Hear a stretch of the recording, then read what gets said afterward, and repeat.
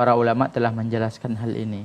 Ya, disebutkan oleh Syekh Abdul Aziz bin Baz bahwasanya ya amalan seperti ini tidak memiliki dasar, artinya tidak memiliki dalil.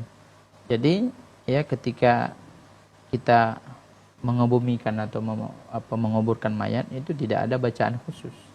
Ya, tidak ada bacaan khusus karena tidak ada contohnya dari Rasulullah. Ya, maka dalam hal ini kita tidak bisa berdalil dengan ya itu kan baik. Karena apa? Karena syariat, untuk syariat ini tidak cukup itu baik saja menurut kita. Karena menurut kita itu baik, itu belum tentu baik menurut syariat. Jadi, karena saya sebenarnya ini agak payah karena tadi malam saya baru menghadiri acara di pondok pertama saya, yaitu Pondok Pesantren Matholiul Anwar, tepatnya di Kota Sumeneb di Pangarangan. Saya langsung tanggapi dari pernyataan Syekh Ibnu Qayyim Al-Jauziyah dalam kitabnya, yaitu kitab Ar-Ruh, di halaman 29 sampai halaman 32. Assalamualaikum warahmatullahi wabarakatuh, sahabat Alifah yang dicintai dan yang dirahmati Allah. Ustadz-ustadz Wahabi yang minim ilmu, minim literasi, dan minim dalil ini lagi-lagi membid'ahkan amaliyah ahli sunnah wal jamaah yang kali ini para ustadz Wahabi yang unyu-unyu ini membid'ahkan talqin mayit. Padahal para ustadz Wahabi ini tidak memiliki pengetahuan tentang ajaran talqin mayit tersebut. Nah, kali ini Gus Ahdi Afandi Hafizahullahu Ta'ala akan membantah Ustadz Wahabi unyu-unyu ini. Yuk, kita saksikan penjelasan yang sangat luar biasa dan penuh ilmu dari Gus Ahdi Afandi Hafizahullahu Ta'ala berikut ini. Check it out.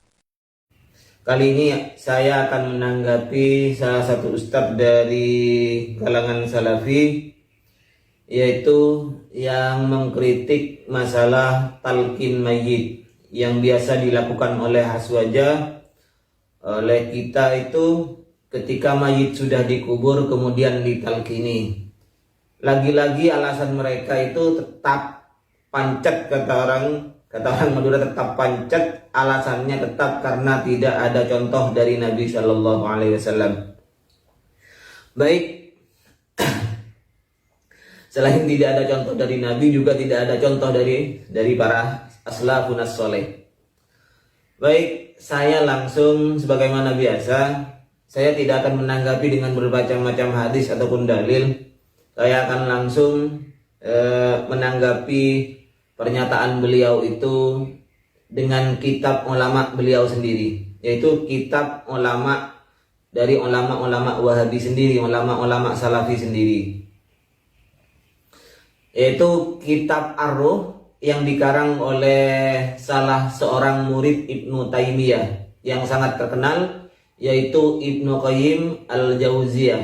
Beliau ini merupakan murid dari Ibnu Taimiyah, dan Ibnu Taimiyah ini adalah pemikirannya yang banyak dipakai oleh pendiri Wahabi, yaitu Muhammad bin Abdul Wahhab. Jadi langsung saja, karena saya sebenarnya ini agak payah karena tadi malam saya baru menghadiri acara di pondok pertama saya, yaitu Pondok Pesantren Matholiul Anwar, tepatnya di Kota Sumeneb di Pangarangan, di Desa Pangarangan, Kota Sumeneb. Ini kalau menurut teman-teman Wahabi adalah acara bid'ah, karena Rasulullah tidak pernah mengadakan acara semacam semacam haflah ikhtibar, haflah imtihan, haflah akhir sana. Ini bid'ah menurut mereka, karena Rasulullah tidak pernah mencontohkan Rasulullah mengadakan haflah ikhtibar, dia tidak pernah Rasulullah mengadakan haflah imtihan. Cuman kalau mengadakan usbu atau mengenang Syekh Muhammad bin Abdul Wahhab boleh, tidak apa-apa. Mengenang Rasulullah dengan maulidnya tidak boleh. Terus mengadakan haflah imtihan karena ini tidak dicontohkan oleh Rasulullah juga tidak boleh. Baik, saya langsung tanggapi dari pernyataan Syekh Ibnu Qayyim Al-Jauziyah dalam kitabnya, yaitu kitab Ar-Ruh, di halaman 29 sampai halaman 32. Silahkan dibaca kitab Ar-Ruh, kalau tidak punya silahkan beli dulu kitab Ar-Ruh ya. Saya itu banyak kitab-kitab karangan ulama-ulama Wahabi, Majmu' Fatawa Ibnu Taimiyah, Durarus Saniyah. Pokoknya saya banyak mengoleksi, memang saya sengaja mengoleksi kitab-kitab karangan mereka itu. Langsung saja Ibnu Qayyim al-Jauziyah dalam kitabnya Kitab Ar-Ruh Shahifah 29 sampai 32, beliau dalam kitabnya Kitab Ar-Ruh menyebutkan faslun wa yadullu ala hadza aidan ma jara alaihi amalun nasi qadiman wa ilal ana min talqinil mayyit fi qabrihi. Yang menjadi landasan atau dalil terhadap masalah ini adalah apa yang dikerjakan oleh orang-orang qadiman wa ilal ana, dari sejak dulu sampai sekarang, kata Ibnu Qayyim pada masanya Ibnu Qayyim. Apa itu? Masalah apa itu? Min talqinil mayyiti fi qabrihi, yaitu mentalkin mayit di kuburannya. Kelanjutan beliau, walaula annahu yasma'u dzalika wa yantafi'u bihi lam yakun fihi faidatun wa kana abasan. Andaikan mayit tidak mendengar di kuburannya, andaikan ini tidak ada gunanya, maka pekerjaan yang dilakukan dari sejak dulu sampai masaku, kata Ibnu Qayyim ini, maka akan menjadi sia-sia. Jadi ini Ibnu Qayyim loh yang menjelaskan, bukan kata saya. Terus beliau itu menyebutkan hadis. Di bawahnya menyebutkan hadis, idza mata ahadukum fasawwaitum alaihi turab falyakum ahadukum ala ra'si qabrihi summa yaqulu ya fulan bin fulana. Ketika salah satu di antara kalian meninggal dunia, kemudian bumi tanah itu sudah diratakan, artinya sudah selesai dikuburkan, falyakum ahadukum ala ra'si qabrihi, maka hendaklah ada salah satu di antara yang mengubur itu berdiri di dekat kepala si mayit, kepala di kuburannya itu. Kemudian bilang, ya fulan bin fulan, sebagaimana yang kita lakukan, ya fulan bin fulana. Kenapa? Fa innahu yasma'u, mayit yang di dalam kubur itu mendengar terhadap apa yang dikatakan oleh si penalkin itu. Tetapi wala yujibu, dia tidak bisa menjawab, mendengar tapi tidak bisa menjawab. Ini kata Ibnu Qayyim loh. Sumaliyakul ya fulan bin fulana. Kemudian dia sendaknya bilang lagi ya fulan bin fulana, sampai ke belakang. Fayaqulu, orang yang bertalkin itu hendaklah mengatakan, uzkur ma kharajta alaihi minad dunya. Ingatlah terhadap apa yang sesuatu yang kamu keluar dari dunia ini. Kalau di kita itu ingatlah janji ya. Kalau di kita itu bacaannya udzukuril ahda alladzi kharajta, seperti itu kalau yang dibaca kami, wallahu alam di daerah lain. Kalau di hadisnya yang disebut oleh Ibnu Qayyim seperti ini, udzkur ma kharajta alaihi minad dunya. Apa itu yang harus diingat? Yaitu syahadah, penyaksian, persaksian, kesaksian alla ilaha illallah wa anna muhammadar rasulullah, yaitu kesaksian bahwasanya tidak ada Tuhan selain Allah, tidak ada Tuhan yang wajib disembah kecuali Allah, dan bahwasanya Nabi Muhammad adalah utusannya Allah. Wa annaka radita billahi rabbah, dan kamu rela Allah ini menjadi Tuhan kamu, kamu ridha Allah menjadi Tuhan kamu, wa bi Muhammadin nabiyya wa rasulah ila akhirih, wa bil islami dina wa Muhammadin nabiyya wa rasulah ila akhirih. Ini sama, bacaannya sama, cuman di depan yang berbeda. Yang biasa di daerah Sunda itu dibaca adalah udhkuril ahda alladzi kharajta minad dunya, seperti itu. Kalau di sini udhkur ma kharajta alaihi minad dunya. Terus saya skip ke bawah langsung. Fahadal hadisu, hadis ini, kata beliau Ibnu Qayyim, wa illam yasbut, sekalipun tidak subut hadis ini, fattisalul amali bihi fi sairil amsari wal aqsar wa min ghairi ingkarin kafin fil amali bih. Hadis ini sekalipun hadisnya tidak subut, tetapi ittisolnya amal, bersambungnya pekerjaan, kontinunya pekerjaan, terus-menerusnya pekerjaan yang dilakukan oleh orang-orang pada masa itu, dari masa ke masa, dari kota ke kota, min ghairi ingkarin wa min ghairi ingkarin, tanpa satupun yang mengingkari, kecuali kalangan Wahabi sekarang. kata Ibnu Qayyim, kafin fil amali bihi, maka ini sudah cukup menjadi dasar untuk bisa mengamalkan talqin di kuburan ini. Maaf, ini menurut pendapat Ibnu Qayyim al-Jauziyah, bukan menurut saya. Kalau sampai tidak percaya silahkan beli kitabnya, kitab Ar-Ruh. Oke, kita akan membahas menurut ulama kita sendiri. Saya akan menyebutkan lagi bagaimana pendapat dari kalangan Syafi'iyah. Imam An-Nawawi radhiyallahu an dalam kitabnya, yaitu kitab Majmu' juz 5 ya, jilid 5 sahifah 303 sampai 304, beliau menyebutkan, wa amma talqinun lil mayyiti ba'da dafni faqad qala jama'atun wa kasirun min ashabina bistihbabihi. Talqin mayit, mentalkini mayit ketika setelah dikubur, ketika sudah selesai dikubur, faqad qala jama'atun wa kasirun min ashabina bistihbabihi, maka jamaah dan ashab kami benar-benar telah menganggap ini adalah istihbab, ini adalah mustahab, sunnah untuk dikerjakan. Ini menurut kalangan Syafi'iyah. Ke belakang lagi Imam Nawawi itu juga tetap di dalam kitab Majmu' menjelaskan, wa su'ila asy-syaikh Abu Umar bin Shalah rahimahullahu taala an qala at-talqinu huwa alladhi nakhtaruhu wa na'malu bihi. Talqin inilah yang kita pakai dan tetap kita kerjakan. Talqin inilah yang kita pilih dan kita pakai. Ini di dalam Majmu' karangan Imam Nawawi. Ini adalah dari kalangan Syafi'iyah. Oke, demikian yang bisa saya sampaikan. Mudah-mudahan bermanfaat. Hadanallah wa iyyakum. Wassalamualaikum warahmatullahi wabarakatuh. Sahabatku yang dirahmati Allah, dalam hadis dikatakan, telah menceritakan kepadaku Abu Thahir dan Yunus bin Abdul A'la.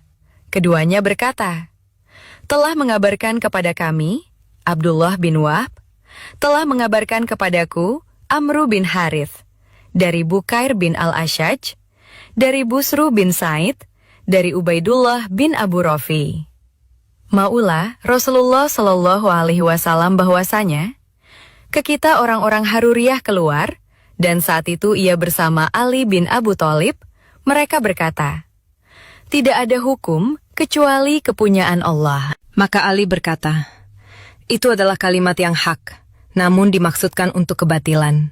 Sesungguhnya Rasulullah Shallallahu Alaihi Wasallam telah mensifati suatu kelompok manusia, dan saya benar-benar tahu bahwa sifat itu terdapat pada diri mereka. Mereka mengatakan kebenaran dengan lisan-lisan mereka, namun ucapan mereka itu tidak sampai melewati ini. Ia sambil memberi isyarat pada kerongkongannya. Makhluk yang paling dibenci Allah di antara mereka adalah seorang yang salah satu tangannya hitam seperti puting susu kambing. Maka ketika Ali memerangi mereka, ia pun berkata, lihatlah. Mereka pun melihatnya, namun mereka tidak mendapatkan sesuatu pun. Ali berkata lagi, kembalilah melihatnya. Demi Allah, saya tidaklah berdusta dan tidak pula dikelabui. Ia mengatakannya hingga 2 atau 3 kali. Dan akhirnya, mereka pun mendapatkannya di tempat reruntuhan. Lalu mereka mendatanginya kemudian meletakkannya di hadapan Ali. Ubaidullah berkata, dan saat itu saya juga hadir dan juga mendengar ungkapan Ali. Kemudian Yunus menambahkan di dalam riwayatnya.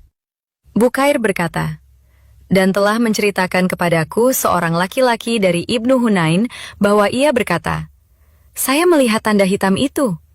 Hadis riwayat Imam Muslim nomor 1774.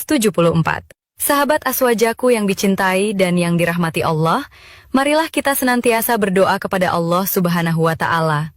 Semoga anak cucu kita, tetangga-tetangga kita, dan teman serta saudara kita jangan sampai ada yang terpapar virus Wahabi Mujassimah.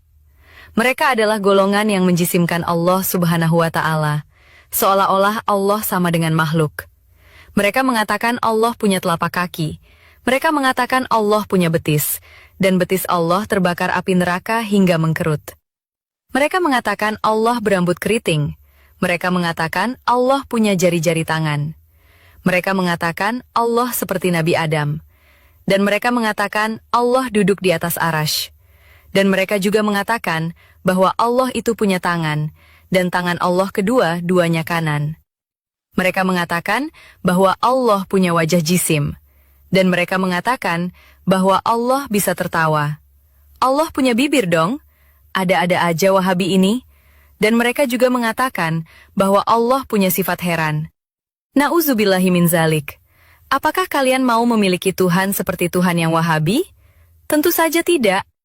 Tapi anehnya, para bayi Wahabi ini sok paling merasa bertauhid.